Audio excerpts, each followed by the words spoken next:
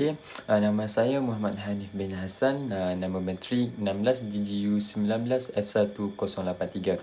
Nama saya Muhammad Muaz bin Abu Hassan. Nama matrik saya ialah 16 DGU 19 F1035. Kami ditugaskan untuk menjalankan satu projek ukur hidrografi dengan menggunakan pemerum gema alur tunggal akan dijalankan untuk menentukan kedalaman bagi 8 km ke arah laut dan 2 km sepanjang pantai yang berhampiran jeti Kampung Baru Lumut Perak. So, kami dikehendaki untuk membentangkan satu cadangan kerja ukur hidrografi ini dengan menyatakan bagaimana pengukuran akan dilakukan dengan mengambil kira perkara-perkara yang seperti berikut. Yang pertama adalah perancangan awal sebelum pengukuran dijalankan. Yang kedua adalah aspek-aspek yang berkaitan dengan pasang surut. Dan yang ketiga adalah kaedah yang akan digunakan untuk penentu kedalaman dan penentu kedudukan. Untuk perancangan awal sebelum pengukuran dijalankan untuk projek di Lumut Perak ini, kami akan merancang satu perancangan awal. Untuk perancangan awal ini, ianya terbahagi kepada 3 bahagian yang utama ialah pelantikan projek. Okey, bagi pelantikan projek ini pula, terdapat 2 cara untuk mendapatkan projek hidrografi, iaitu melalui tender ataupun pelantikan terus. Sekiranya projek ini berjaya didapatkan, maka surat pelantikan akan dikeluarkan. Seterusnya, hanya maklumat-maklumat utama sahaja perlu diketahui. Antaranya ialah lokasi kawasan kerja, maklumat datum, skala pelan akhir dan juga sempadan kawasan kerja. Maklumat-maklumat ini akan membantu kami untuk mendapatkan gambaran kasar tentang kerja hidrografi ini. Maklumat skala pelan akhir pula akan membantu kami untuk menetapkan sela antara garisan kedalaman. Sementara itu, penentuan lokasi kedudukan stesen kawalan pantai boleh ditentukan terlebih dahulu. Okey, seterusnya ialah peninjauan. Peninjauan ini bertujuan untuk mengkaji kawasan kerja ukur bagi mendapatkan maklumat-maklumat yang boleh membantu projek ini berjalan dengan lancar. Peninjauan ini adalah sangat penting dan memerlukan penelitian yang penuh semasa ianya dijalankan. Semasa proses peninjauan ini dijalankan, maklumat seperti di bawah perlu ada, iaitu anggaran jenis dasar air seperti lumut, pasir dan lain-lain.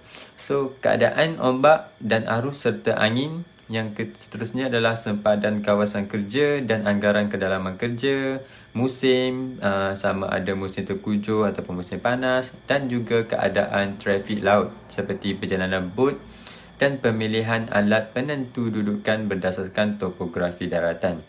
Dan juga yang terakhir adalah lokasi stesen kawalan serta lokasi tolok pasang surut. Untuk bahagian terakhir ialah penyediaan peralatan. Proses ini adalah proses untuk mengumpul, membeli, menyewa atau mendapatkan peralatan yang digunakan. Persediaan dengan perkara-perkara yang berkaitan dengan logistik turut diperlukan bagi penyediaan peralatan ini. Terdapat beberapa langkah yang perlu diambil tahu. Antara langkah-langkahnya ialah menulis surat kebenaran atau memaklumkan kerja kepada pihak yang berkepentingan seperti Jabatan Laut, penghulu lembaga, pelabuhan dan lain-lain. Seterusnya adalah menyewa bot yang akan digunakan untuk kerja hidrografi. Seterusnya adalah membuat penyemakan alat-alat yang akan digunakan dan juga mendapatkan maklumat-maklumat BM dan ketinggian daripada JUPEM. Seterusnya adalah membeli pelan-pelan akui ataupun PA daripada JUPEM untuk memulakan ukuran kawalan.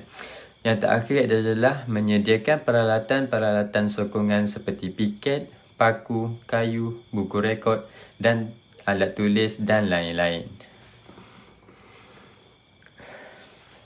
Okey, untuk bahagian seterusnya, saya serahkan kepada ahli kumpulan saya yang seterusnya. Seterusnya, apakah aspek-aspek yang berkaitan dengan pasang surut?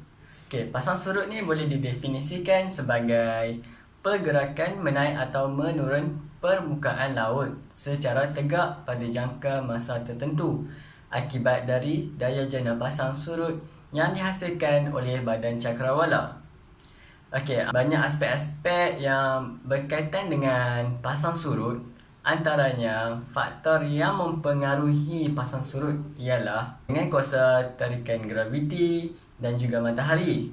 Kedudukannya dengan bumi yang berbeza dari semasa ke semasa. Okey, kesan pergerakan yang dalam bentuk menegak dan mengufuk boleh hasilkan pergerakan menegak dari mililiter ke meter. Saiz bulan lebih kecil dari matahari, tetapi kedudukannya lebih dekat dengan bumi dan kesan tarikannya pada aras laut lebih kuat. Okey, kesan daya graviti bulan terhadap bumi adalah 2.21 lebih besar berbanding matahari. Pasang surut juga mempunyai kepentingannya yang tersendiri. Data pasang surut boleh diperolehi melalui penggunaan jadual ramalan pasang surut dan carta hidrografi. Penggunaan data pasang surut selalunya terdiri daripada juruukur hidrografi, pelaut, ahli geodesi, ahli oceanografi dan juga juruukur tanah. Okey, bulan dan bumi tertarik antara satu sama lain. Bulan akan cuba menarik bumi untuk membawanya lebih dekat, tetapi bumi pegang segalanya kecuali air. Oleh kerana ia sentiasa bergerak, bumi tak mampu menahan dan bulan mampu menariknya. Bila bulan penuh, tarikan graviti bulan dan matahari digabungkan. Ini menyebabkan air pasang adalah sangat tinggi dan air surut adalah sangat rendah dari purata. Ia dikenali spring tides apabila bulan, bumi dan matahari adalah sejajar. Apabila bulan dan matahari dalam keadaan bersudut tepat, tarikan graviti menjadi lebih lemah. Pada ketika ini, air pasang lebih rendah dan air surut lebih tinggi dari purata. Ini menyebabkan berlakunya pasang surut anak atau dikenali sebagai neap tides apabila bulan di sukuen pertama dan ketiga. Okey, pasang surut juga mempunyai fungsi cerapan untuk dijadikan sebagai kegunaan penting. Antara fungsi cerapan air pasang surut ialah sebagai penentuan dalam tegak yang jitu, memberi maklumat dalam kajian geodesi, saintifik dan geodinamik, ramalan air pasang surut dan banjir, kerja-kerja berkaitan pelabuhan dan pelayaran sempadan perairan, hidrografi dan ternakan aqua, pengeluaran rekod yang tetap bagi perubahan aras laut dan menyemak pergerakan tanah dan bangunan. Okey, seterusnya, apakah kaedah penentu kedudukan yang terbaik bagi projek di atas? Okey, antara kaedah yang akan digunakan untuk penentu kedudukan ialah kaedah akustik. Sebab apa? Sebab kaedah ini sesuai untuk kerja penentu kedudukan di luar pesisir dan laut dalam. Konsep kedudukan diperolehi dengan menghitung jarak, iaitu dengan merekodkan denyutan daripada isyarat yang dipancarkan dan dibalikkan semula. Tetapi ia memerlukan ketepatan penentuan halaju bunyi dalam air. Antara komponen yang terlibat dalam kaedah ini adalah unit untuk pemprosesan yang akan memproses segala maklumat pengukuran hinggalah kerja-kerja percetakan. Okey, selepas itu transducer yang akan memancarkan isyarat pada satu frekuensi dan menerima balik isyarat pada frekuensi yang lain. Selain itu, yang merupakan tanda di dalam air bagi sistem akustik sama ada pasif atau aktif atau kedua-duanya. Okey, seterusnya bagi penentu kedalaman. Okey, kaedah untuk penentuan kedalaman adalah kaedah gelombang akustik. Alat yang menggunakan konsep ini dikenali sebagai echo sounder.